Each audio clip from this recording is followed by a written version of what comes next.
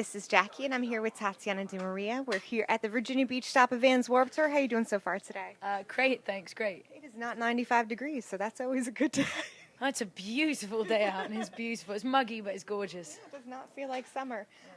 So you have a solo project coming out. How is your solo work different from your previous work? The previous work was a band called Tat, and it was more of a rock and roll band influenced by a lot of punk rock, and it sort of stayed in that lane a lot. And we varied. I grew up listening to The Clash, so in Tat we also had stuff that varied. And I grew up listening to a lot of different music, so I always made music in different styles, but Tat within a sort of lane was rock and roll to varying degrees. And then while I was writing the first Tat album years ago, I was 15, 16 when I wrote the record, I was also producing some UK hip-hop. So over the course of the years, I write and produce for other artists or movies or, commercials, whatever it is. And I'd started writing these songs that just combined all of my production. We were actually on tour with Tat. We were doing a Warped Tour. And I'd started writing some different things. And we tried playing some of the songs with Tat, but we just felt that they were kind of better standalone. And over the course of time, I built that record up, and it's become my main thing. And I'm super excited because it kind of combines all of my influences. So a lot of hip-hop, a lot of beat-based stuff, whether it's R&B, rock and roll, just everything into what I feel is my own sound, based on the things I love. So there's a bit more creative freedom there, sonically, and then Tat is rock, and again, it varies, but it's pretty much the same sound, and I didn't want to fuck with that, so yeah. So what are your musical influences now and things that are kind of inspiring your songwriting nowadays? Oh, wow. I've barely been writing. Been on the fucking road or making merch and doing other shit. I wish I was writing right now. Honestly, kind of anything. I've always grown up loving people who just made me feel alive. Music that I felt was very raw and truthful and honest. And so I love Kendrick Lamar, because I love his honesty. I love how real he is. I love how open and raw he allows himself to be. Drake, in his own way, does that as well. And I'm finding that a lot of music is focusing on lyrics in a way. There's a lot of stuff that I'm not interested in lyrically that I kind of don't give a shit about. But at the same time, I'm finding there is some really cool stuff out there. So, yeah, kind of anything I can connect to on a lyrical and melodic level in whatever style I'm interested in right now. I like that. And I suppose that's where it's always kind of been with me. You definitely have it sounds like you've got a broad spectrum of musical influences. How are you choosing your set list for Warped Tour? I think high energy for the most part. There's one song where we do slow it down just because we enjoy playing that song so much. And it's been going over well. You always kind of think it's so loud and noisy at Warped Tour. Let's just punch people in the face and then fuck off. But we sort of slowed it down and we've really enjoyed it. And it's funny because when you see people posting afterwards or sending you messages, that song's been getting a lot of posts and we're going, oh, okay. So people, I think it provides a bit of a break in the madness at times. So there's a specific set for Warped Tour that we're enjoying playing. And then some of the newer material I'm not playing just yet. So maybe slowing it down kind of makes it stand out more too, amidst all of the just loud, raw, fast nature. I think that's a good idea. Your song "London Don't Lie." Mm-hmm. What was the inspiration behind that song? London, not lying, really. I mean, not to be that person, but yeah, it's just seeing how things vary. I'm not really one to want to dissect songs. On one hand, you kind of do. You want to be like, oh, I wrote this song because I was thinking this. On the other hand, I've noticed so many people have taken different interpretations of that song that I never even dreamed of. And I've seen some press articles saying, this is a song about this. And I'm going, oh, damn. Okay. Yeah, but I like that because it does actually cover a lot of bases. It goes through some relationships. It goes through quite literal geographic differences between being from London and being in the US. It's there's a lot of different layers into it, which is why as much as it's a simple structure of a song, it was a challenge for me to condense as much as I wanted to say into so few words in the verses. But it's very close to my heart for that reason. So I would say take whatever you want from it. There is a bit of everything in it, a bit of growing up, a bit of life, and a bit of love, really. So with new music, what role do you see music streaming sites like Spotify having with new music? That's a tricky one. I don't think we've quite worked it out yet. I think that major labels have been warned many times about many things, and like many corporations, it takes time to really understand what's going on.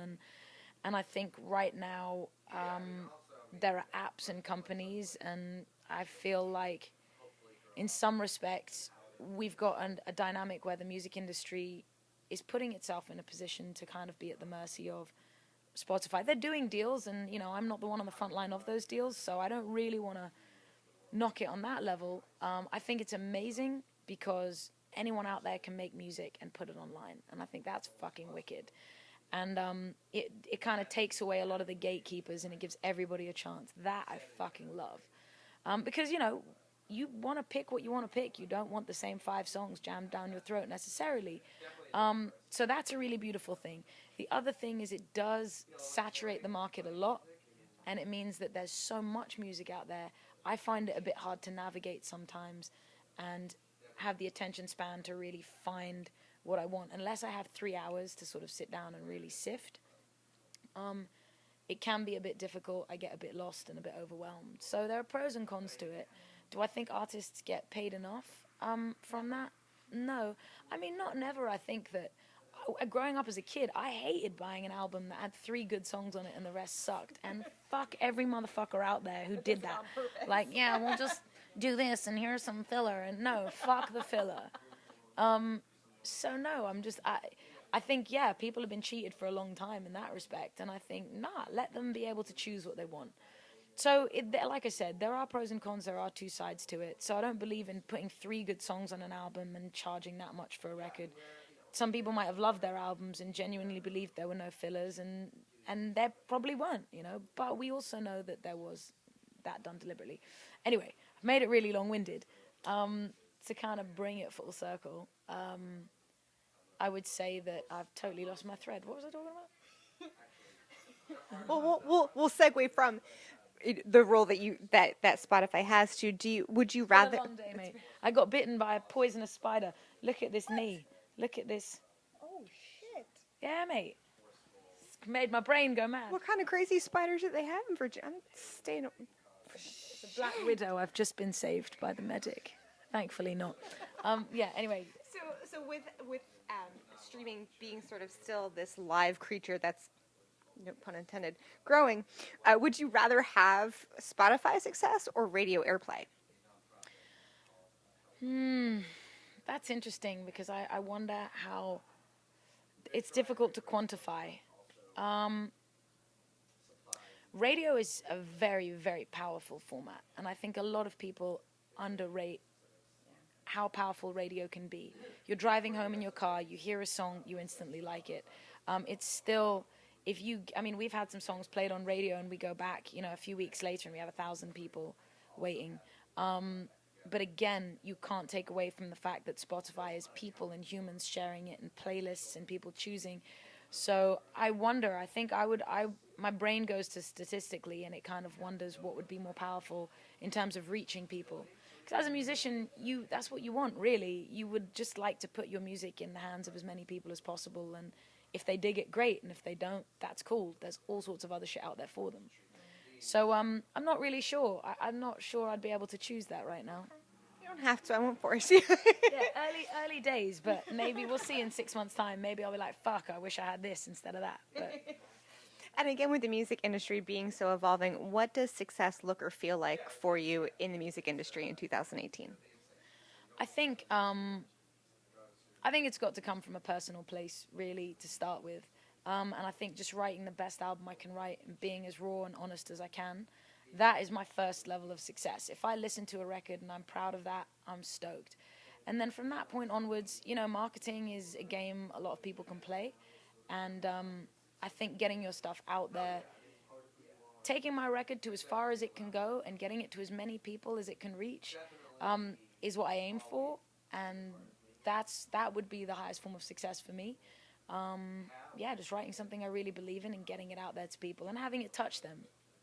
I mean, if people dig it and they're loving it, that to me is what I want. And sure, I mean, in that, you want to be able to make a living because you want to keep doing it. But yeah. So what's up next for you after Warped Tour? I say a lot, noticing this right now. There we go. I'm going to be working on the record to follow. So there's a 5-track EP right now. There's one track just about every month coming out over the course of the summer into the fall, autumn. And there's music videos. So we just dropped a video for London Don't Lie, which I'm really excited about. Go check it out. There's a video for Too Much. And so I've got 2 more songs coming now sort of in autumn. And then right after Warped Tour, I'm going to maybe take a couple of weeks off and then go back into the studio. So I'll be doing a bit of touring, I think, in the fall and in the early 2019. But mainly in the studio, focusing on the new record to come in the new year. So there's a butt ton of new music that I'm very excited about. Well, I think that's it. Stay tuned for a butt ton of new music from Tatiana DeMaria. This is Jackie. Thanks to Chorus FM and In the Key of Change.